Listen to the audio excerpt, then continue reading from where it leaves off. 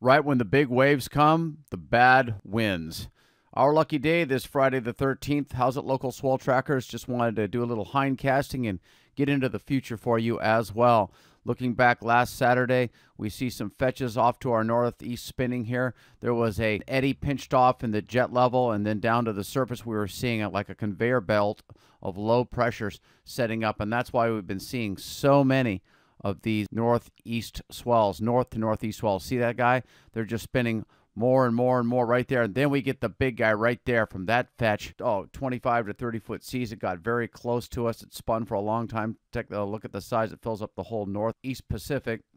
And that fetch again right there is very clear. And that's why we saw 18-foot sets above seasonal averages. Of course, this is even above winter caliber averages. So there you go, and we will not likely see anything like this again.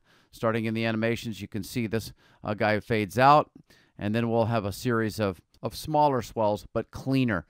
This guy is just totally out of control there, thanks to the strong northeasterly winds due to the nearby jet, and again, that low pressure being off to the northeast, creating quite a bit of havoc in Hawaii. Getting to today's models, you can see the remnant storm there right on top of us, and again thus the northeasterly tilted winds here as this guy spins counterclockwise.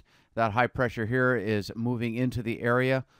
Winds will be shut off because that low is going to be weakening and pushing a ridge closer to the islands. The north winds will shift easterly over the weekend and become lighter, especially Sunday. Another weak cold front approaches from the northwest, and they'll stay light and variable through the middle of next week. High pressure behind that, boosting trade winds again next Thursday and Friday. A weak front will provide a slight uptick in showers. So again, it's just definitely feel like winter, even though we're heading into spring. We'll start in the animations. You can see that guy fades. We get a little bit of system coming in right here. That could boost us up Tuesday to, hopefully 3 to 5 feet. Just a short period pulse there. Not much. And a little guy to follow there. Again, the jet stream is very zonal or west to east, and these are fast-tracking weak low-pressure areas with not much fetch length. Then we get lucky here as a storm starts to fill Wednesday, Thursday off the Kuril Islands and garners a captured fetch as it moves towards us. The storm center and the fetch pretty much pointed in the same direction. That allows the seas to grow to their full potential. Now, this particular system is expected to reach 5 to 7 foot surf on the 23rd, which is a Monday, and drop on Tuesday the 24th. So you can mark your calendar or just go ahead and check the 5 to 10 day forecast. 5-day forecast for everybody, 10-day forecasts for our premium SNN members. And we hope you join as well. Now taking a look at the systems that have created our long period southwest swell. This fetch here in the Tasman Sea last Friday is the culprit for seeing the swell today, 1 to 2 plus, and again long periods. Starting in the animation, Fiji got up to solid 12 feet on that. And up here we have Cyclone Pam that reached a category 4 and 5 knot winds and just slamming into those islands. Our thoughts and concerns go out to the folks in and around Vanuatu. It's pretty wild and woolly all the way from here as this storm moves down the South Pacific Islands and dissipates off to the north of New Zealand here. Let me get to current models. So here we are today, and this is the position of Cyclone Pam ramping up as it moves down. Look at those winds, 155 knots. Then look at what she does. She hovers off to the east of New Zealand, merging with another low, and spins in place. You can see them kind of merging and grouping up right there. Now that scenario hopefully is going to be boosting us up in the long haul, and we're expecting a 2 to 4 foot south-southwest swell with 15 seconds Monday through Thursday, the 23rd and 26th from this feature right here. And we're going to go ahead and run through the animations one more time, because at the same time Pam moves down, we see a lot of storm activity moving zonal, but we will see some background southwest energy. So town will be rideable here for the next, I'm going to say 10 to 14 days. And I've never seen a system that large track as it did. It's a very rare event, Cyclone Pam. I just wanted to show you the surface winds from the Global Forecast System, or GFS models. These guys do go out far. This is Monday the 16th. You can take a look at these fetches. This is the first one here that will be bringing us up Monday, as I was saying. And then there's another spinner here that goes out beyond Wave Watch 3. And we're hoping for some west-northwest on this guy, hopefully hitting the 26th, 27th, Thursday, and Friday.